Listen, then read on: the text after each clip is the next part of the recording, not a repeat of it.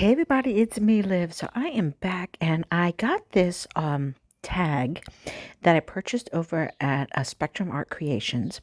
It is a clear scraps tag, and one of the cool things that it does is it lets you create like a shadow kind of effect here, and it also comes with the spare one. So I'm going to go ahead and use that today with this absolutely gorgeous paper from Ciaobella. It's called Celestial, and I want to just quickly walk you through what these papers look like. These are probably some of the most beautiful papers I've seen in such a long time. They have these great focal images. I really like this one. I think I'm going to work with that one. I have these great flowers in here, sentiments. Um, I'm a big fan of double-sided paper, as most of you already know, because I think it gives you a lot more options when you have double-sided paper versus single-sided, though I know some people prefer not to. But I'm really loving all of these papers. Now, one thing I did notice is that the smaller set and the bigger set do have some different images in them. So that means that you would actually get a different set of variety of images if you bought the 12 by 12 or the 8 by 8 set. Ooh, these tags. So I wanted to give you an example. When we're talking about the circle thing for this tag, you see how like you could put an image like that right in the middle. That would be really cool if that's something you're thinking about doing. And I'm just looking at all the different ones. I really like these like ATC style ones too. I think I'm getting an idea of some things that I might want to do with them. But look at these. They have such a variety of beautiful images here. And I'm also going to show you the rice paper because I pretty much got almost like everything in this collection. And so these are the rice papers that come with it. I got a single sheet that I bought. Again, if you're interested in getting this collection, I got this all from Spectrum Art Creations. And these are the larger size sheets that come with it. So let's get started on the actual project. So I'm going to be actually using one of the rice papers and putting it down. I don't have one. I can't find mine. I think I might own one of those like razor tip ones. I can't find it. So I'm just going to be using this tool here, the end, at my pokey tool instead. And that's one of the good things about rice paper. It's super easy to kind of tear, so I don't worry too much about it. So I'm going to go ahead and lay this down. Now I am just using some collage glue that I have to kind of work with this. If you're wondering what kinds of glues, some people use Mod Podge, collage glue, there's rice papers glues, there's like lots of different ones. Stamperia makes I believe Mod Podge itself is just whatever company makes that. It works really well. There might even be a collage glue I sometimes use, Tim Holtz. So there's lots of different options. That's probably one of the easiest things to get. So I'm going to go ahead and lay this all down. Now, one of the things, depending on the different types of rice papers that I've noticed over time, so Ciaobella's rice paper does have a little bit more fraying than some of the other ones, so just do know that that might happen. I find that there are other ones out there that don't have it as much. I just kind of zoom through some of this because you kind of get the gist of everything that you need to do to get the rice paper down onto the cardboard. Depending on your own style, you may want to fill out the back, you may not. I think I'm going to eventually end up posting this somewhere where you wouldn't really see the back, so that's not important to me. But I was looking at these flowers like I was showing you guys before, and I decided I definitely want to use them. And then I had these stars that I got on clearance at Hobby Lobby. I can't even remember how long ago they've been sitting in my stash, but these stars kind of reminded of me. And so I'm going to be using some of the papers. I'm also going to be using some of the rice paper, regular cardstock paper, rice paper, and pulling in some of the DIY washi tapes that I've created to kind of cover these stars and get them ready. Again, I'm using some glue from my stash, and I'm just going to give you an idea of kind of like how I covered them so you can get a sense here.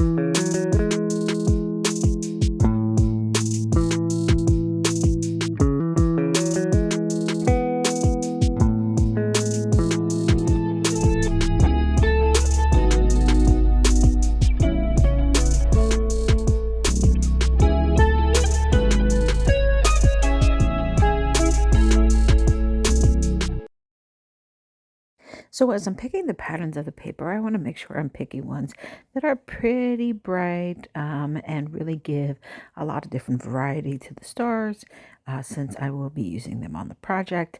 And I just kind of cut them to size so that we have them. The final one that I'm going to be using here is I'm going to use up the rest of the scraps that I have here from this rice paper that I used earlier. I'm going to go ahead. I actually decided at first to lay down my washi tape that I had. This is washi tape that I created. I bought these masking tapes, and I think I have a video on them. I bought these masking tapes that are really made for like painter's tapes. That's the word I'm using for, and they're white. And so you can create lots of different designs with them, your own DIY, using different types of stamps and or paper. And so if you're wondering, like those painted tape rolls are really, really cheap, and you can create, put colors on them, stamp them, do so many things to create your own type of different and unique washi tapes that you can't find out there in the community. So definitely look through my channel if that's something that you may be interested in doing of some DIY washi tape, creating it from some solid color painter tapes. So as you see here, I have this pieces of rice paper that I had left over, so I am going to go ahead and just cover this piece with it. Now, one thing you probably noticed is I am a messy crafter, kind of always been my way, so I hope you are not looking for necessarily cleanliness in my area, but I want you to see authentically how I do my process and what exactly happens for me. So there are my stars. And so now let's move on to figuring out what's the image that I want to go ahead and place in that area. I love the face on this one particular one. So I said, this is definitely what I want to highlight. So I'm just using the circle plastic that came in here for the tag as my guide to go ahead and cut out this image so that I have it there. So nothing complicated. And so let's get all that assembled. The other thing I'm going to do is I see all the gold that is included in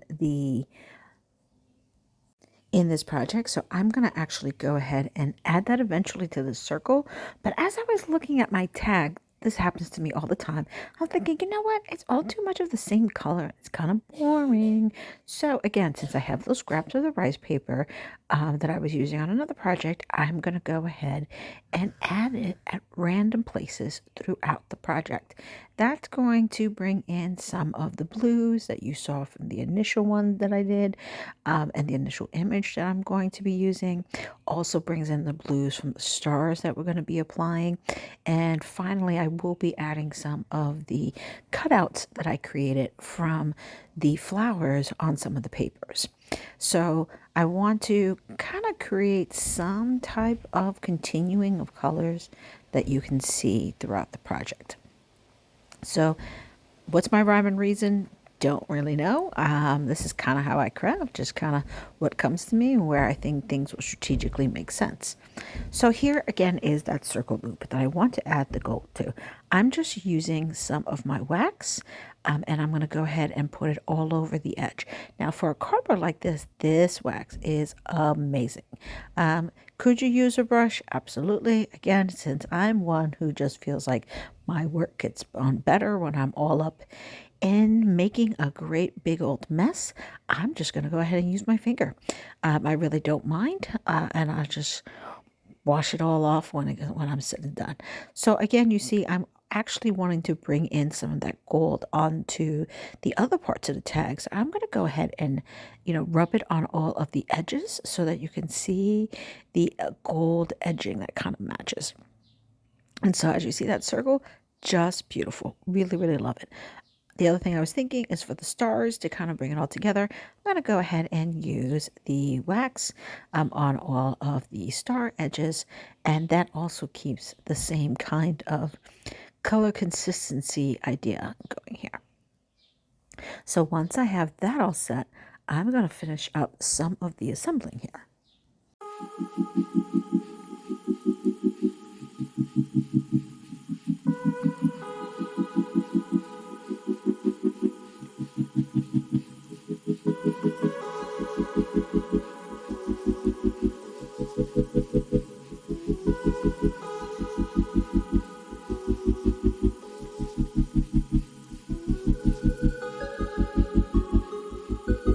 So as I showed you earlier, I absolutely love the flowers that came in here.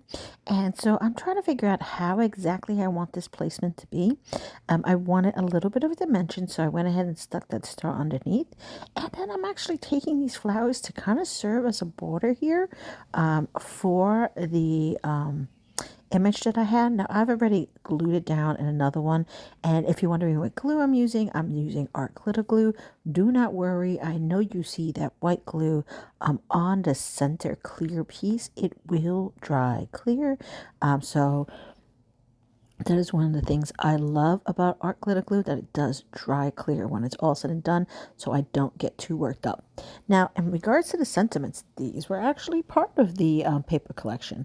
So all I did was kind of trim them out and then inked the edges a little bit to keep that kind of same gold idea that was going on. And I'm just trying to figure out what exactly is going to work the best. And so I wanted to put a little bit more gold. I felt like it didn't have enough. And so I'm just going to go ahead and glue it just on the two edges because I don't want to get any on the center plastic piece. Add a little bit more of the glue here. And then I think this is a good spread. And if you can't read it, it does say something inside of her is made of moonflowers.